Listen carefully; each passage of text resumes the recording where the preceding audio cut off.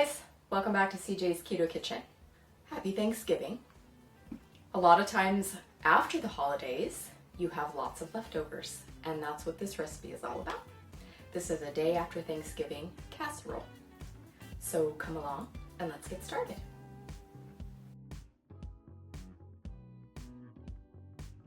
So traditionally, after your Thanksgiving holiday, or any time that you have a holiday, a lot of times there's extra food. It's all about the leftovers.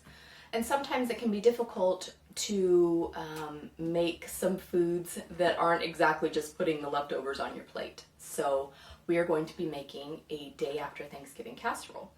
And initially I was going to call this a turkey casserole because mine does happen to have turkey in it. But if turkey is not something that your family traditionally has on Thanksgiving, this casserole could be made with any type of meat. If you had ham, if you had goose, even if you had beef, all of those would incorporate well into this casserole.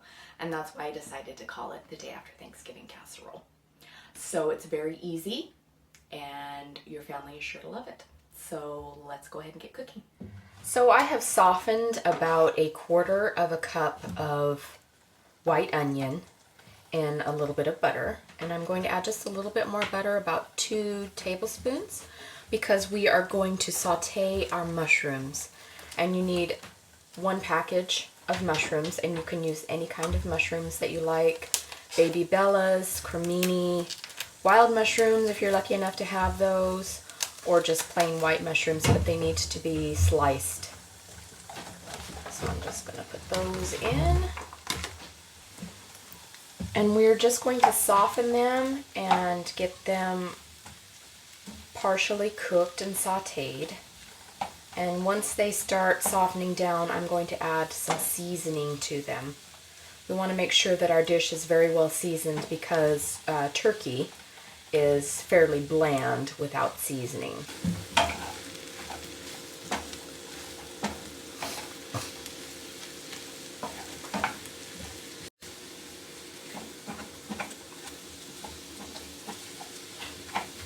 And they're starting to cook down nicely, so I'm going to add some seasoning.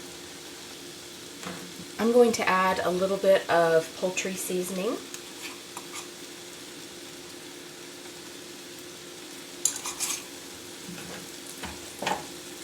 And you can add as much or as little seasoning as you like. I'm going to add a little bit of 21 seasoning salute. And then I'm also going to add a little bit of ground sage because I really like sage with turkey.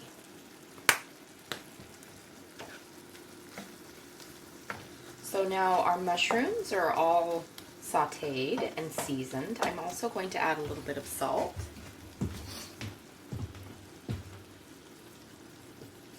So I'm going to go ahead and place these mushrooms into our casserole dish, and I have coated the casserole dish with a little bit of butter. You could use some kind of olive oil, coconut oil, avocado oil spray, whatever you'd like. I just greased mine a little bit.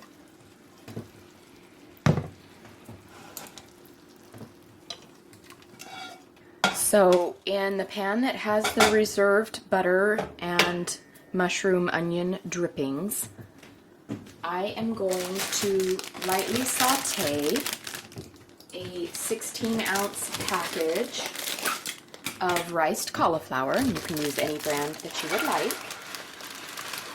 And I'm just going to get this a little translucent and a little brown, just so it's slightly softened.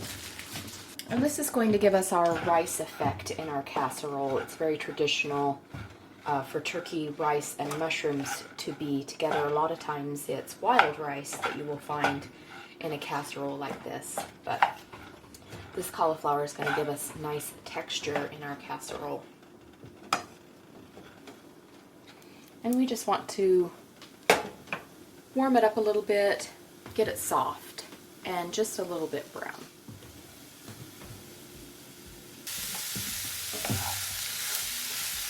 And you could, of course, rice your own cauliflower if you desired to do that, but most grocery stores now have it prepared, so it's quite convenient to just buy it already processed, because I've done it many times myself in the processor and it is quite messy.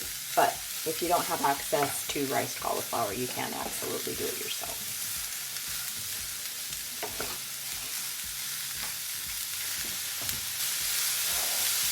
Okay, so our cauliflower is starting to get translucent and it's slightly brown. So we are going to put it into our casserole dish with our mushrooms.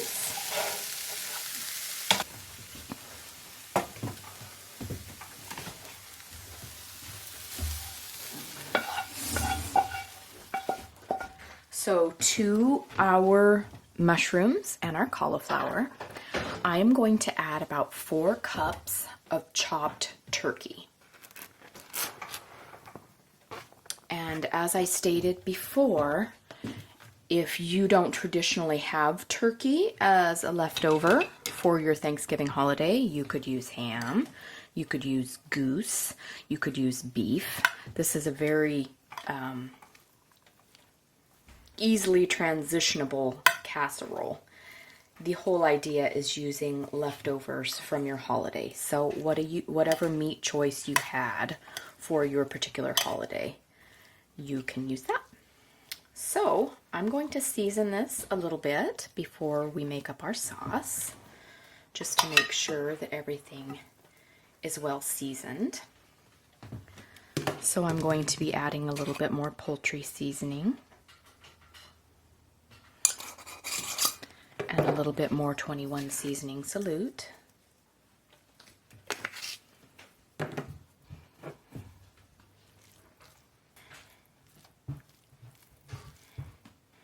And I'm going to add a bit more salt because our cauliflower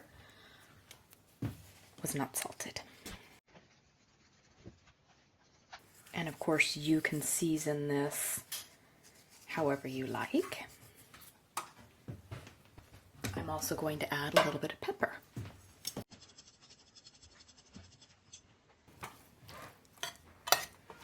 Okay, now we are going to prepare our sauce. So I'm going to set this aside. And I'm going to do this in a separate bowl and then we'll add it to the casserole. So we need a cup of sour cream.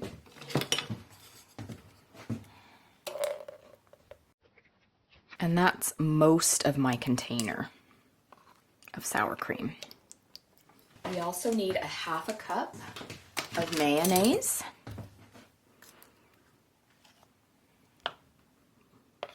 Runaway mayonnaise. We need 2 tablespoons of Dijon mustard. You could use spicy brown, you could use yellow, you don't have to use Dijon, but I'm going to be using Dijon.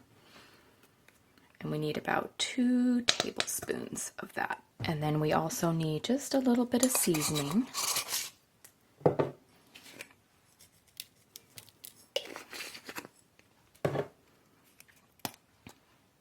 And I am going to use my whisk, and I'm going to whisk this around to incorporate our sauce.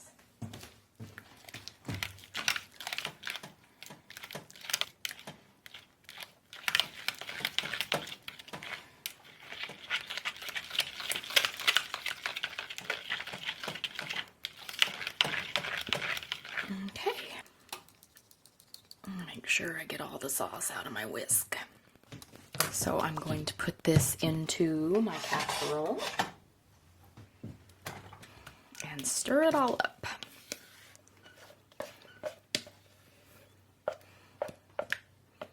Make sure we get all our yummy sauce in there. You could do all of this in a separate bowl if you wanted to before you put it into your casserole dish, but this just saves on having to clean up too many things.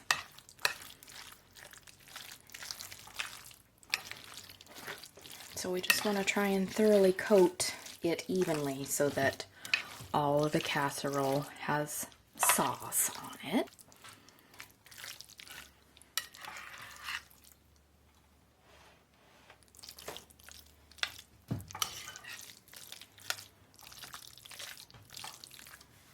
Get all of our yummy juice off the bottom. Okay, now to our casserole, we are going to be adding some cheeses. We need about a cup of mozzarella. And if you wanted to use some other kind of cheese besides mozzarella, you absolutely could. And we want about a cup of this, and I'm going to stir it in.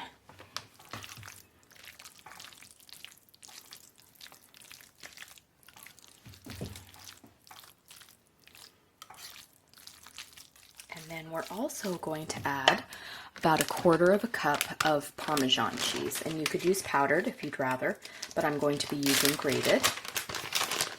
And we want about a quarter of a cup. And I'm also going to stir that in.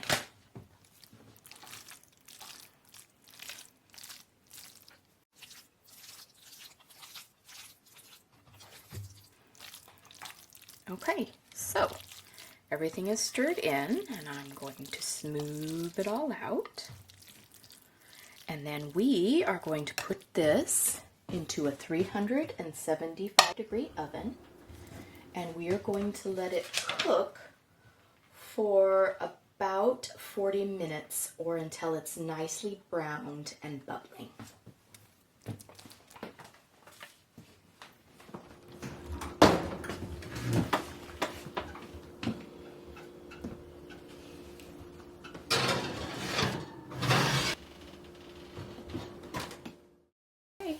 So it's been in for 40 minutes. It's nicely browned on the top. So we're going to let it sit out for about 5 minutes and then we'll serve it.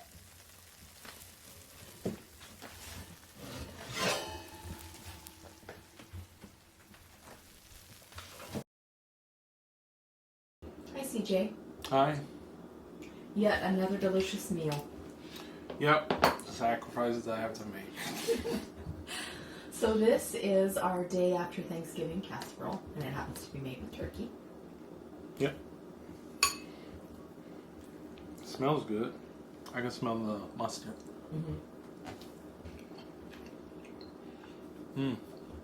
That's good. That's really good. People actually might want to make this for Thanksgiving. I know, right? But It's a lot less work. I have the turkey, but this is really good. Well, I made it with dark meat, which is my personal favorite. It's not as dry. Yeah, I really like it. Good. Awesome. Good job. Okay. Excellent. Let's dig in. Bye-bye. Bye. Thanks for joining us again tonight, you guys. We hope that you had a wonderful holiday. I know that we did. So please consider subscribing.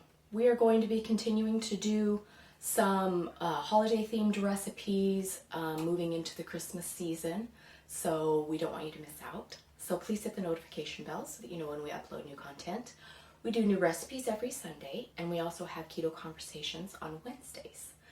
And if you need any of the recipes, we've made holiday recipes last year. There's stuffing, there's different types of pies and cheesecakes. All of those full recipes that are printable can be found on our blog, and that is cjsketokitchen.com. Also, consider following us on our other social media platforms. We're on Instagram and Facebook, and we post teaser recipes for what we're going to be preparing on Sundays. So please do that as well, and that's also CJ's Keto Kitchen. So we hope that you'll come back and see us again next time, and we'll see you then.